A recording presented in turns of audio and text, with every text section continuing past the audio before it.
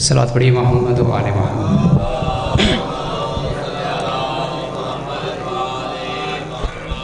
کافی بچنا تشریف فرمائے، خود کو کم سمجھے، بآواز بلند تر صلوات پڑھیں۔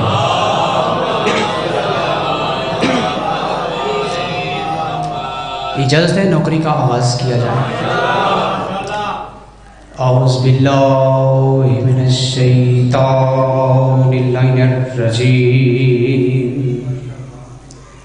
بسم اللہ الرحمن الرحیم، الحمد للہ الذی هدانا لهذا وما كنا لنهتدي لولا قد جاءت رسول ربنا بالحق، الصلاة والسلام على النبي الأمي العربي القرشي الهاشمي المكي المدني الداعي التميم العبد المؤيد ورسول المسدد المصطفى الأمجد الممجد الأحمد حبيب إله العالمين الخاتم ما سبق والفاتح ما خلق البحر الحق بالحق، حق بالحق، حق بالحق بالقاسم محمد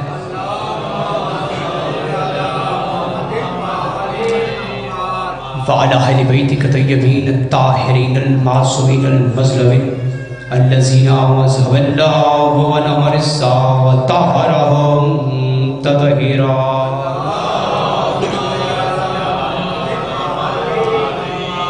أما بعد فقد قاله سبحانه وتعالى في محكم كتابه الحميد وفرقانه الحكيم، بسم الله الرحمن الرحيم، سبحان الذي يسرى بعبده ليلا من المسجد الحرام إلى المسجد الأقصى الذي باركنا حوله لنريه من آياتنا صلوات۔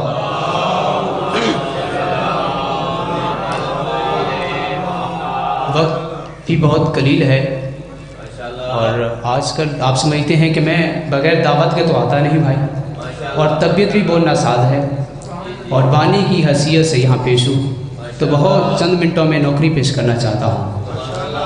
اس میں موضوع تو نہیں پڑھ سکتا، اس لیے کہ کسی موضوع کو پڑھنے کے لیے 10 15 20 منٹ آدھے گھنٹے میں کچھ نہیں بتا سکتا، اور میں جو بھی پڑھتا ہوں اپنے مطالعے سے پڑھتا ہوں اور ذمہ داری سے پڑھتا ہوں، کسی کی رٹی ہوئی مجلس سے نہیں پڑھتا۔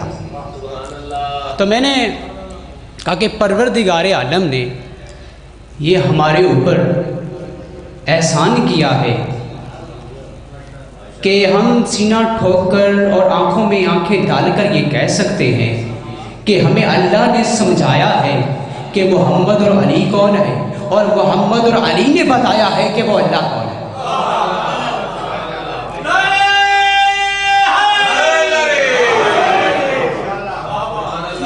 اس لیے کہ ہمیں توحید بتانے والے یہ 14 ہیں، اور اگر یہ نہ ہوتے تو ہمیں پتہ ہی نہ چلتا کہ وہ اللہ کیا ہے۔ شخص آیا مولا کی بارگاہ میں، معصوم سے پوچھنے لگا آپ کہتے ہیں آپ کا اللہ ہے اور بہت بڑا اللہ ہے، لیکن ہم اسے مانتے ہیں جو ہمیں نظر آتا ہے۔ معصوم نے فرمایا اچھا کل آ جانا، ہم تمہیں دکھائیں گے کہ ہمارا اللہ کیسا ہے۔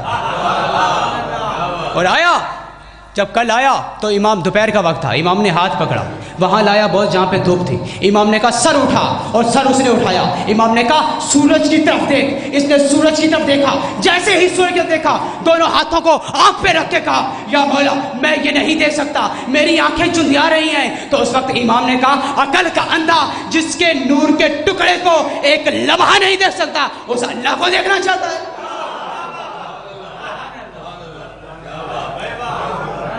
خدا کی قسم ہم نے دین اہل بیت سے لیا ہے، ہم نے وہاں سے دین لیا ہے جہاں پہ خود دین اترا ہے۔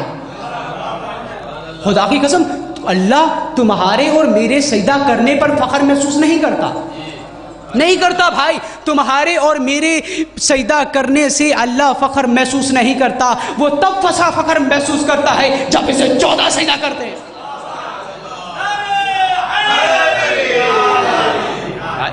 بھائی اس تھوڑے سے وقت میں موضوع شروع ہی نہیں کر سکتا. بس دو ایک اور جملہ فضائل کا. بھائی خدا کی قسم ہمیں اہل بیت نے بتایا کہ وہ توحید کیا ہے.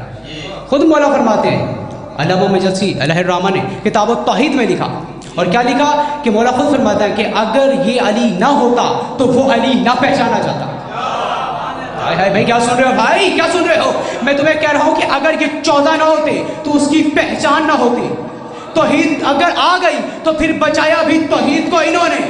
اس لیے کہ جتنے بھی لوگ آئے پوری دنیا میں آئے, بہت سے فرعون آئے, اور جب فرعون آئے تو انہوں نے یہ دعویٰ کیا کہ ہمیں خدا کہو. ایک ایک کو پکڑ کے کہا مجھے خدا کہو, مجھے خدا کہو. اگر مجھے خدا نہ کہا تو تلوار سے تمہاری گردن اڑا دوں گا. یا علی تیرے کیا کہنے, تجھے تو تلوار نکالنے کی ضرورت نہیں پڑی, خود لوگوں نے تجھے خدا کہنا شروع کر دیا. لیکن علی نے تلوار نکالی, اور نکال کر یہ نہیں کہا کہ مجھے خدا کہو, نہیں کہا کہ اگر تم نے مجھے خدا کہا تو تمہاری گردن اڑا دوں گا. ایک بار نصیری نے سر اٹھا کے نصیر نے امام کے سامنے کہا تو ہی تو اللہ ہے. امام نے تلوار نکال کے گردن اتار کے کہا عقل گندھا میں اللہ نہیں ہوں. پھر زندہ کیا اور پھر مارا. اس نے کہا پہلے شک تھا اب پک ہے تو ہی اللہ. ہائے ہائے ہائے ہائے بھائی کیا سن رہے ہو؟ پہلے شک تھا اب مجھے پک ہے کہ تو ہی اللہ. رٹی ہوئی باتیں کرنے کا قائل نہیں ہوں. میں نے کہا ذمہ داری سے پڑھ رہا ہوں بھائی, اس لیے آپ کا حق بنتا ہے کہ داد دینا. یہ کہہ رہا ہوں کہ معصوم نے فرمایا ہے کہ میں نے کہا نا کہ میں اللہ نہیں. اس نے کہا پہلے شک تھا اب پک ہے, یا علی تو ہی اللہ ہے. مولانا نے پھر مارا, پھر زندہ کیا, کہا اب بتا, کہا کہ پہلے شک اب پک. ارے علی تو کیوں نہیں مان رہا؟ جو زندگی اور موت دیتا ہے وہی تو اللہ ہوتا ہے. تو اللہ ہے, انت اللہ, انت اللہ. امام نے کہا عقل کے اندھا ادھر مجھے دیکھ. امام نے زمین پہ سجدہ کر کے بتایا عقل کا اندھا میں اللہ نہیں ہوں, اللہ وہ ہے جسے علی سجدہ کر رہا.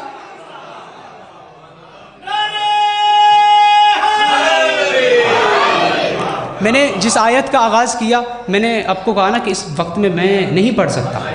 میں نے یہ اللہ دیدہ صاحب تشریف فرما ہے اور پورا گھنٹہ ہی میں نے جشن پاک پڑھا. کب بھائی وقت ہو میں کیا بتاؤں بھائی. تو اب میں نے جو آیت پڑھی تھی اس کو نہیں شروع کر سکتا. میں ذرا چاہتا ہوں جو خطبہ کے بعد, کیونکہ وقت ہونا چاہیے. تو خدا کی قسم ہمیں 14 نے بتایا ہے کہ وہ کیا ہے. بھائی اللہ کی رٹ لگانے سے یہ نہیں. مجھے بتاؤ کہ تمہیں اللہ بتایا کس نے ہے. اس اللہ نے اس علی کو اتنا بلند کیا, اتنا بلند کیا, اور بلند کرنے کے بعد بتایا دنیا والوں جس کا یہ عبد یہ بندہ پر اتنا بلند ہے, سوچو اس کا اللہ کتنا بلند ہوگا.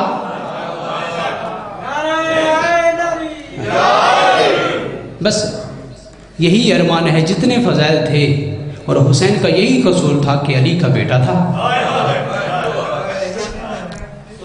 میں نے کہتا ہوں یہ مصائب کے لیے جملہ کافی نہیں ہے. ثانی زہرا کا قصور یہی تھا کہ زہرا کی بیٹی تھی.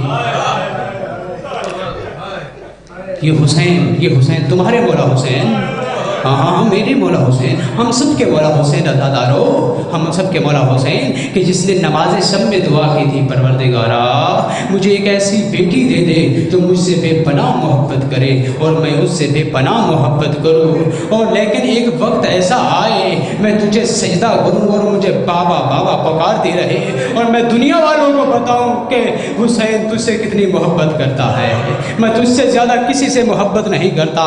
ایک بار اسی بچی نے یہ جملہ کہا تھا کہ بابا مجھے آپ کے سینے کے بغیر نیند نہیں آتی.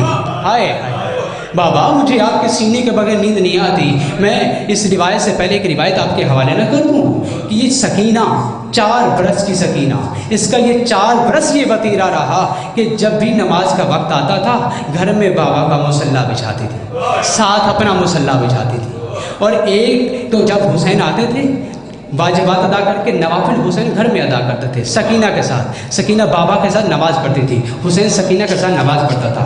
حسین قیام کرتا, بچی قیام کرتی. حسین رکوع کرتا, بچی رکوع کرتی. حسین سجدے میں جاتا, سکینہ ساتھ سجدے میں جاتی. لیکن آزادوں یہی عصر वक्त असर अशूर जब ये बच्ची इंतज़ार में बाबा के मुसल्ला बिछाया, साथ बराबर में अपना मुसल्ला बिछाया, जब मुसल्ला बिछा के इंतज़ार कर रही थी, हाय मेरा बाबा नहीं आया, हाय मेरा आए मेरे अल्लाह, कभी ऐसा नहीं हुआ। बीबी ने हाथ बुलंद किए और कहा कि परवरदिगारा, ये कभी नहीं हुआ कि मेरा बाबा ताखीर करे, मेरे बाबा की कोई नमाज कज़ा नहीं है, मेरा बाबा नमाजी है, ये कभी नहीं हुआ कि न कोई नमाज कज़ा की हो। परवरदिगार मेरा बाबा क्यों नहीं आया? कह रही थी परवरदिगार मुझे गरीब को मेरे बाबा से मिला दे। अभी ये बच्ची बात कर रही थी, ये कैसे हो सकता था कि बिन्ते हुसैन ये दुआ मांगे अल्लाह कबूल न करे। बच्ची की आंखें बंद हुई कि क्या देखा, एक शक्की सामने खड़ा हुआ है, शक्की ने हुसैन की जुल्फों में हाथ डाला हुआ है, सरे हुसैन को एक बार बच्ची की गोद में फेंक कर कहा, ये ले बच्ची जिसे बाबा का इंतजार कर रही थी, तेरा बाबा तुझसे मिलने आ गया। अजर दो दकीके मसाइब के मैं आपके हवाले कर रहा हूँ। मैंने कहा ना कि बच्ची ने कहा था कि बाबा मुझे आपके सीने के बगैर नींद नहीं आती, मैं बहुत जल्दी के साथ जा रहा हूँ, मेरी मजबूरी है कि मैं इससे कम वक्त में पढ़ नहीं सकता और इसलिए मैं मुझे जल्दी कर रहा हूँ। तो मिन्नत कर रहा हूँ जो बीबी जन्नतुल बकी छोड़ के आई है ना, उसे वापस ना भेजना। एक हाथ में टूटे हुए में रुमाल लेके तुम्हारे दाएं बाएं आ रही है, तुम्हारे आंसू महफूज करने आ रही है, खाली ना भेजना। बहुत बार खाली दरबार से ये बीबी गई है, मैं के सामने मिन्नत कर रहा हूं। मैंने कहा, बीबी ने कहा था कि मुझे बाबा के सीने के बगैर नींद नहीं आती। तो सुन तो रहे हो ना भाई, मुझे बाबा के सीने के बगैर नींद नहीं आती। जब हुसैन मक्तल की तरफ जा रहे थे ना मेरे मौला, तो जनाब रुबाब की गोद में सकीना सो रही थी और माँ का हाथ पकड़ के कह रही थी, अम्मा बाबा कहाँ चला गए? आपको पता है ना मुझे नींद आ रही है, मुझे बाबा के सीने के बगैर नींद नहीं आती।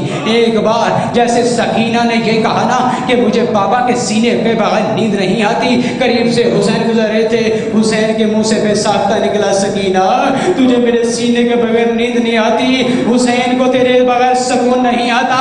मैं कहूँगा बीबी थोड़ी देर में आ जाना मक्तल की तरफ, अभी हुसैन को शिमर 13 ज़रबों से मारेगा। जब हुसैन को मारेगा तो गरीब का लाशा तड़प रहा होगा, आके एक दफ्तो है बाबे को सीने से लगा लेना, हुसैन को सुकून आ जाएगा, तू सीने पे आके सो जाना। अला लनतुल्लाहि कौमिज़ ज़ालिमीन।